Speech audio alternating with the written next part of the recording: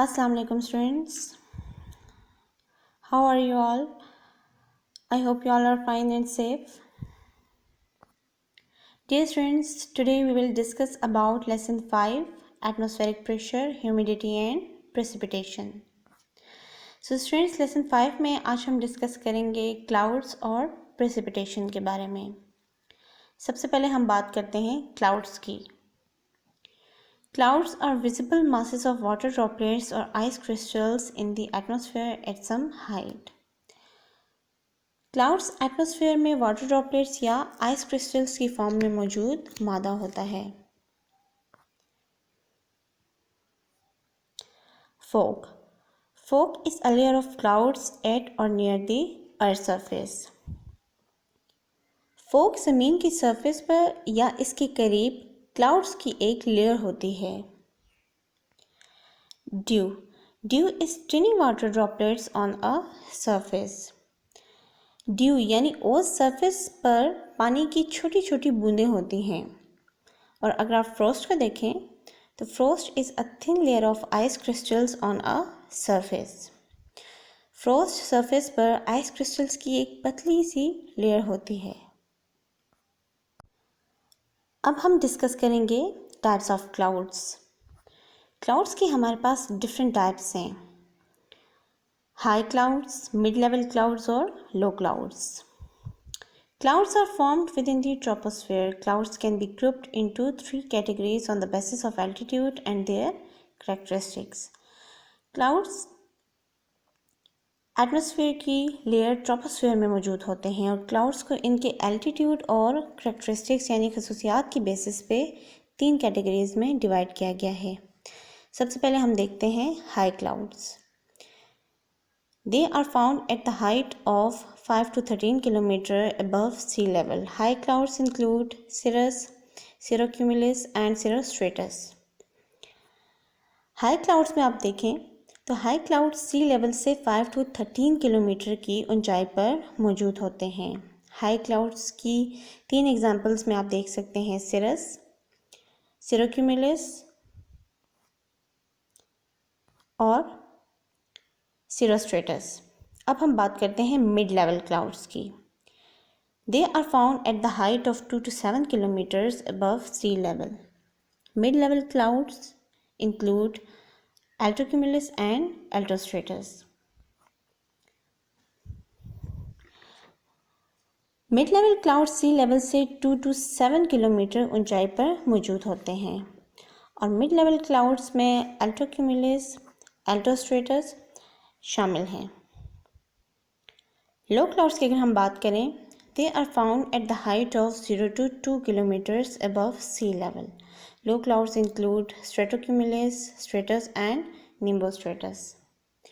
लो cloud sea level से 0 to 2 kilometre की height पर मौजूद होते हैं. लो क्लाउड्स में स्ट्रेटोक्यूमुलस, स्ट्रेटस और निम्बोस्ट्रेटस शामिल हैं. अब हम बात करते हैं प्रेसिपिटेशन की. Precipitation is any liquid or frozen form of water that falls from clouds to the earth.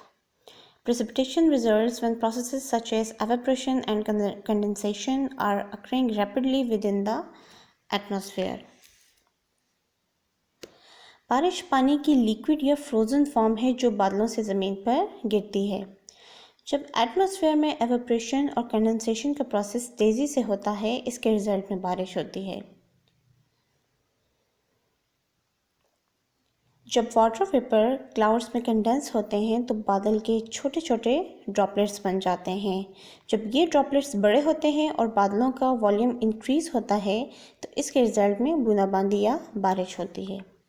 ऊंचाई पर वाटर ड्रॉपलेट्स फ्रीज होकर आइस क्रिस्टल्स में चेंज हो जाते हैं और बर्फ़ या ओले की फॉर्म में ज़मीन पर गिरते हैं. बारिश की मेजरमेंट रेन गेज से की जाती है. अब हम बात करते हैं फॉर्म्स ऑफ प्रेसिपिटेशन की. Precipitation reaches the Earth's surface in many forms depending on the air temperature. The main forms of precipitation are as under.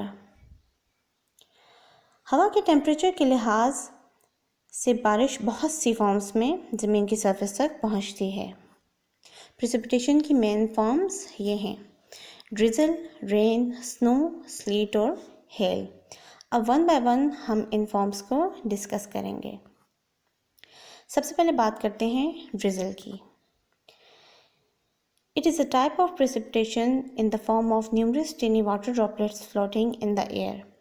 The diameter of the droplets is about 0.2 to 0.5 millimeters. Stratus clouds are a common source of drizzle.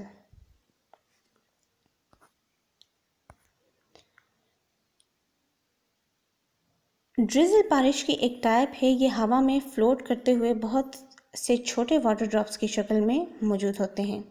ये drops का diameter 0.2 से 0.5 millimetre तक होता है। स्ट्रेटस clouds बूंदाबांदी का एक आम जरिया होते हैं। सेकेंड फॉर्म आ जाती है हमारे पास रेन।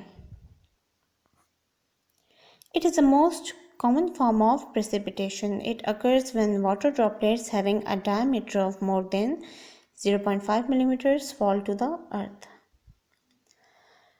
रेन प्रेसिपिटेशन की एक कॉमन फॉर्म है। ये तब ज़मीन पर गिरती है जब वाटर ड्रॉपलेट्स का डायमीटर 0.5 मिलीमीटर से ज़्यादा होता है। थर्ड फॉर्म आ जाती है हमारे पास snow. It is the solid form of water that falls to the earth. It occurs when water in the clouds crystallizes at temperature below freezing point.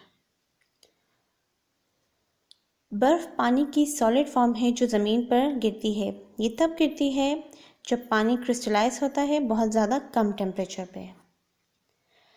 Next form आ जाती है हमारे पास slit. It is a mixture of rain and snow. Sleet occurs when raindrops freezes and fall to the earth as transparent ice pellets having a diameter less than 5 millimeter. Slit rain और snow का mixture होती है। Slit इस वक्त होती है जब बारिश का पानी जम जाता है और ज़मीन पर गिरता है ट्रांसपेरेंट आइस पैलेट्स की फॉर्म में, जिसका डायमीटर 5 मिलीमीटर से कम होता है। नेक्स्ट फॉर्म हो जाती है हमारे पास hail. Hail consist of rounded pieces of ice. Hail stones range from 5 millimetre to more than 15 centimetres. Hail यानी ओले बर्फ के गोल टुकड़ों पर मुश्तमिल होते हैं। हेल स्टोन्स की रेंज 5 मिलीमीटर से लेकर 15 सेंटीमीटर तक होती है। अब हम बात करेंगे इम्पॉर्टेंस ऑफ प्रेसिपिटेशन की। Precipitation is essential for the survival of all kinds of life on Earth. It is the main source of fresh water. About 97% of the water on Earth is seawater. Seawater is saline and thus undrinkable. Only 0.3% of drinkable and usable water is accessible. ज़मीन पर हर किस्म की ज़िंदगी के लिए बारिश ज़रूरी है। ये फ्रेश वाटर का ज़रिया होती है। ज़मीन पर मौजूद तकरीबन 97% पानी समंदर का होता है। समंदर का पानी नमकीन है और पीने के काबिल नहीं होता। सिर्फ 0.3% पानी पीने के काबिल होता है और इस्तेमाल के काबिल होता है। ये हम तक पहुंचता है जब पानी वाटर बॉडी से एवेपोरेट होता है, कंडेंस होता है और फिर बारिश, बर्फ़, स्लीट और ओले की फॉर्म में ज़मीन पर गिरता है। बारिश का पानी ज़मीन की सरफेस पर जमा हो जाता है ग्लेशियर्स, रिवर्स, स्ट्रीम्स में, और कुछ पानी ज़मीन में जज़्ब हो जाता है। ज़ेर ज़मीन पानी कुएं के ज़रिए निकाला जाता है। फ्रेश वाटर अल्लाह ताला की तरफ से एक बहुत बड़ी रहमत है, तो हमें इस कीमती तोहफे की हिफाजत करनी चाहिए और इसे ज़ाया नहीं करना चाहिए। तो स्टूडेंट्स, यहाँ तक हमारा ये लास्ट टॉपिक कंप्लीट हो चुका है।